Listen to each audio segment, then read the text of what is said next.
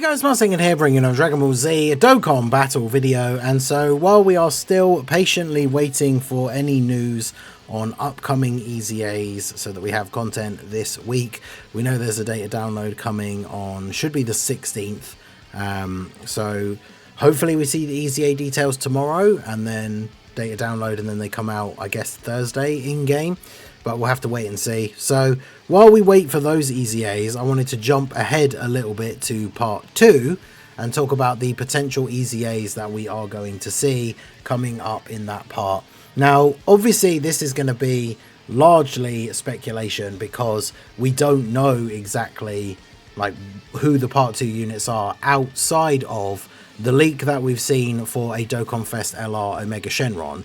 Now, there is the brief possibility, we mentioned this on the podcast, but like there is a small possibility that even though that art was put into the files by accident and was seen in game, like the update to the Omega Dokkan Fest event, it doesn't necessarily 100% means that that's what's coming as part 2 of this celebration. But at the same time, it seems odd that that thing would have like slipped in with that original data download as part of the like GDC update, if it wasn't anything to do with the Global Dokkan campaign. So it is a possibility. I will say with Dokkan, I say this all the time, we never say anything is 100% until it's officially confirmed by them. I mean, the day before we got the teaser with Zamasu's voice line at the end, a lot of people were absolutely convinced that GDC was Daima. So we don't know 100%, but it's very much like 99% looking like the Part 2 Dokkan Fest is Omega Shenron. We don't know who the actual Carnival LR is going to be, and I do have thoughts on that. Let me know in the comments what you guys think, and I'll make that into a proper video as well, talking about my thoughts. But we're going to talk about who could potentially EZA in Part 2, just essentially going off of the fact that we know Omega Shenron is the Dokkan Fest, so GT is going to get some representation, just like Future Saga has in Part 1. Technically, the theme of the celebration is breaking through, so it could still be, there could be characters that could EZA that are not even necessarily GT, but will fit under the leader skill of whoever the two characters are going to end up being. But we're going to look at some GT characters who I think are pretty likely, or at least have the possibility to EZA. Some of these are definitely way more likely than others.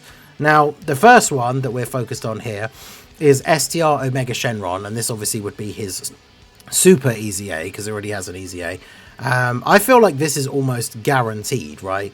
We're getting a new Omega. Now, potentially, it could be Sin that transforms into Omega, which I think is probably better for the game, because even though I don't know if it's too late for him to make a comeback with getting a good team, but we have the AGL LR Carnival Omega. We have this guy potentially super EZAing, so it would be nice if the new Dokkan Fest is transforming just so that he has a different name. But even if it's a standalone Omega, I see this Super EZA as being an absolute shoo-in. Like, this is the #1 thing out of all of these potential EZAs and Super EZAs. Like, I feel like this is probably the most likely one, right? Because we've already had a couple of the 70% leaders Super EZA, AGL Super Vegito, Tech Gotenks, Int Buhan. We've just got this guy and Physical Legendary Super Saiyan Broly left to Super EZA out of the 70% leaders. So if they're going to do a celebration that has a new Omega, I just don't see how they do that without giving this guy a Super EZA, right? Because when else would he be getting it? So this could be very interesting because, like many of the older units pre-Super EZA, his passive is very much like a blank slate. Like, it's pretty empty. He debuffs enemies' attacks passively, which is cool and will be useful in the new fight against the Rosé. He buffs full power allies, which can obviously be very interesting. And then other than that, he's just got base stats. He doesn't get any sort of attack or defense raise on super, so he's very much going to be like these earlier Super EZAs, where this passive is very likely to become a mini novel because they need to do so much because they can only update the passive with a Super EZA. So he would need to have things like getting defense on hit, or them adding in like when attacking or when performing a super gets extra attack and defense, right? Because they can add all of that stuff in to make up for the fact that he doesn't have a super attack effect. And then obviously this guy has the potential to be very, very strong. If they give him some kind of damage reduction as well, I think this guy could end up being really, really good, especially in events where you can lower attack, because that passive attack lowering is so powerful. So I think this guy is an absolute shoe-in to Super EZA. And I think we will definitely see this, so hopefully it's good. I started off with all the extreme characters, so we've got the LR Super 17. This guy came out May 2021, so he's like 4 years old at this point. I think he's one of the oldest LRs currently that doesn't have an EZA. So obviously in a GT celebration, him getting an EZA would make a lot of sense. In terms of Omega, I know GT bosses is always going to be a big meme, and it's not something we really want the new Omega to have as a leader skill, but the new Omega is on Battle of Fate, or I say the new, but Omega in general. Battle of Fate, Power Absorption, Inhuman Deeds. So there's a couple of categories that they share. So without just being lumped with GT bosses, the new Omega definitely can have a leader skill that will fit this guy on it. So I think this guy getting an EZA is definitely very likely as well, because like I say, he's one of the oldest LRs that doesn't have an EZA. I think it's him and Tech Super Saiyan 2 Gohan from the BoJack movie are the two oldest that don't have an EZA. So with something GT related, I could definitely see that being the case. The funny thing is, of course, like with the way his passive works, revolving around androids and target Goku, he's not exactly going to be a super sort of like great addition to an Omega sort of new team. Hopefully they could update these so that they're multiple things, so it's like androids or GT bosses or something. But yeah, I guess we'll see. But yeah, this guy was never really good even on release, so EZA for him will definitely be interesting. Then we have the Battlefield LR Shadow Dragons. Now these guys came out May 2021 for JP, January 2022 for Global. We haven't had a Battlefield LR EZA since, I think, Barbary and Dabura during Golden Week 2024. So definitely would be about time for another Battlefield LR EZA. And these guys are the next one in line that should be getting one based on the order in which they all released. So of course that's perfect timing. That'll make perfect sense for these guys to get an EZA. They support GT bosses. They have an active skill that debuffs the enemy and gives them a bunch of ki. Obviously they can't change active skills with the EZAs, but they could always have a thing like they can always put these things into passives where it's like when activating the active skill. So they could still give them some kind of extra buff, like either giving allies support, giving themselves extra like damage reduction for that turn or something would be quite interesting. But yeah, these guys will be quite interesting to run with Omega. They support GT bosses, they have big bad bosses, legendary power. Like these guys share basically every link with like a new Omega, except for they won't have fierce battle obviously.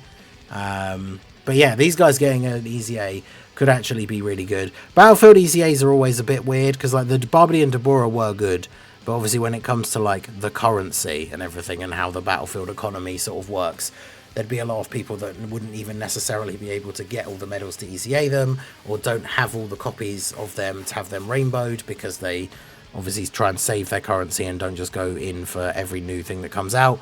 So it would be interesting for these guys to get an EZA during this celebration for sure to help out Omega, but it would be interesting, like I don't know how helpful to the general community as a whole these guys would be, but for the people that do have them rainbowed, have them link leveled, these guys getting a good EZA, like imagine them getting an EZA so that they're on the level of some of these free to play units we've seen in this celebration already, like the Super EZA Zamasu Goku and the clones.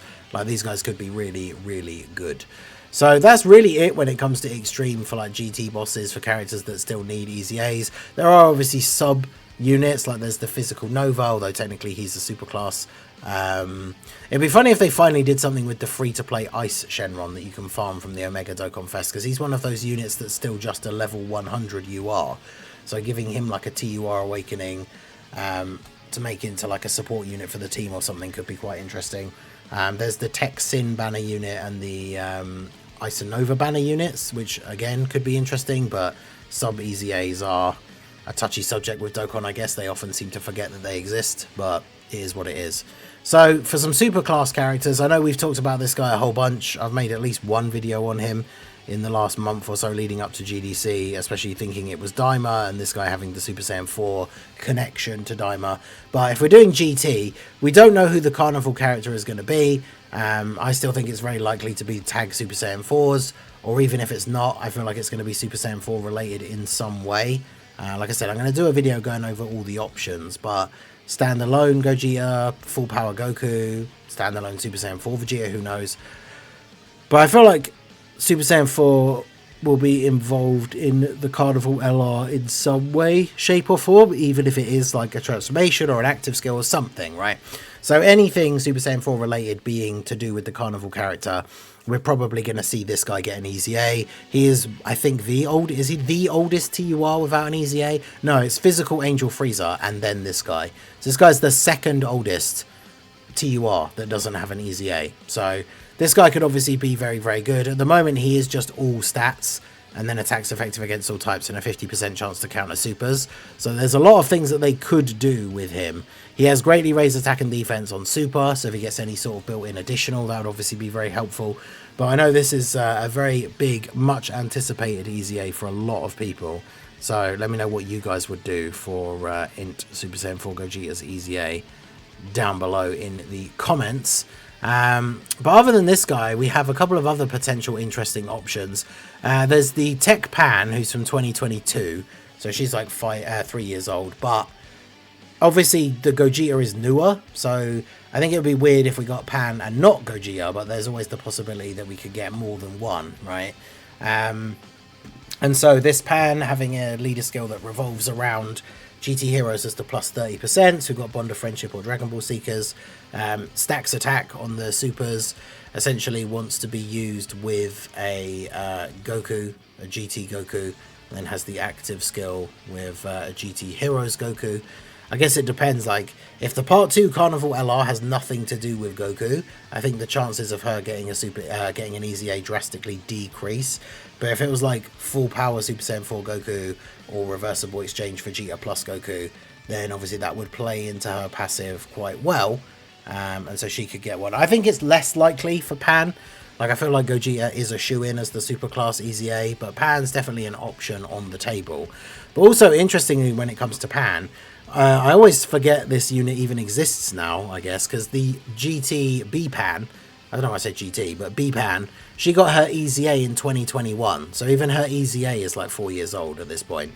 So along the same lines as the Zamasu Goku, her getting a super EZA could be very, very interesting. Because this unit greatly raises attack on the 18 key, has a chance to stun. She has a high chance of getting a bunch of extra key, but she recovers damage dealt as HP and has damage reduction. And then she has one of those big multiplicative attack buff active skills, and you can use it on turn 3. So like her coming back and being meta relevant again would be really good for some of these teams, right? Because as long as she survives her first turn, she's giving that massive attack buff. That's going to be able to make some of these characters go absolutely crazy. And then all they really need to do for her passive is just give her actual good stats. She's already got some damage reduction. Now obviously again, super EZA, they can't change her super attack effects. So giving her extra defense, maybe some conditional guard of some kind, extra defense when she gets hit or when she supers, anything like that in her passive will allow her to be runnable again. And then obviously being able to recover damage dealt as HP is definitely very useful. Healing is largely down, there's a lot of extreme characters that heal, like outside of fusions, obviously with their transformations. So having a really good superclass healer for some of these teams, I think would be really, really good. So B-Pan Super EZA, I think, is definitely a possibility. So then we have some other of the, I guess they're not really sub-EZAs, but none of them are Dokkan Fests, right? So we've got like the AGL Super Saiyan 3 GT Goku. I mean, look how old this guy is. No EZA. He's 7 years old and he doesn't have an EZA. And we've also got his counterpart, the Vegeta. They came out at the same time. I mean, on release, they were pretty good. This is how much easier the game was back in the day. That these guys were pretty good on release, just having attack and defense 90%, and then raise defense by 30% for 3 turns. And he wasn't really that bad. And then, of course, this guy has the other alternative, this Tech GT version. These guys are weird because obviously they're not on GT Heroes because they're not from GT. But they still have, like, the GT Link. It's still called Vegeta GT. Like, these cards are kind of in an odd spot in the game. And I guess if the Carnival LR ends up having, like, GT Heroes 220, then it makes it a bit less likely. But, I mean, this guy probably won't EZA without this guy EZAing. So if this guy gets one, then he will as well, even if he's not going to be on the leader skill of the new character. This guy released alongside the physical normal Super Saiyan 3 Vegeta, like not GT, and the Super Saiyan 2 Trunks Awakenings. So this guy's very much tied to like sort of other sort of crossover characters. So again, like he could get an EZA during a GT celebration because he is a GT Vegeta, but he isn't on GT Heroes. So it'd be interesting to see how that kind of pans out. And then we've got these really old units that came out during the 2nd anniversary. We've got the Super Saiyan 3 Golden Ape Goku.